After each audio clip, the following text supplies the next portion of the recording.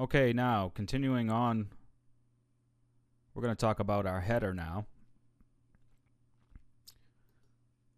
Now the header of your web page, of course, should usually contain your logo.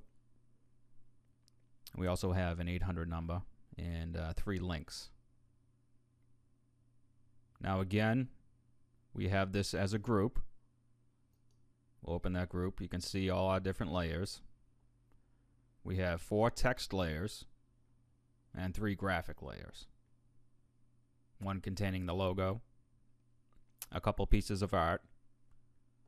And the text layers, you want to make sure that you keep these as text layers, so when you import them into Flash, you'll be able to edit them if you need to.